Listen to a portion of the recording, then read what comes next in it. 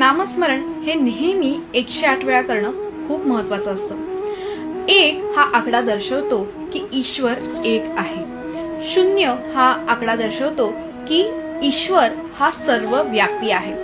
8 हा वेळेची अनंतता सूचक आकडा आहे। जेव्हा आपण नामस्मरण करतो तर तेव्हा आपल्या हृदयापासून ज्या 108 नाड्या जोडलेल्या आहे त्याच्यापासून आत्म्याचा परमात्म्याशी जोड होत असतो। जेव्हा आपण नामस्मरणाने किंवा जपाने 108 अंक पूर्ण करतो तेव्हाच हा जोड होत असतो।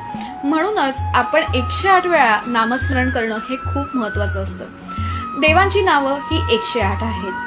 त्याचप्रमाणे उपनिषद सुद्धा 108 आहेत आणि माळेमध्ये असणारे रुद्राक्ष सुद्धा 108 असतात। म्हणूनच आपण जप जेव्हा करतो तेव्हा आपली एकाग्रता वाढत असते। त्याचप्रमाणे आपल्याला येणारे निगेटिव्ह थॉट्स कमी व्हायला सुद्धा आपल्याला खूप मदत होत असते। त्यामुळे ह्यापुढे तुम्ही नामस्मरण करत असाल तर ते जरूर 108 वेळा करा। श्री स्वामी समर्थ।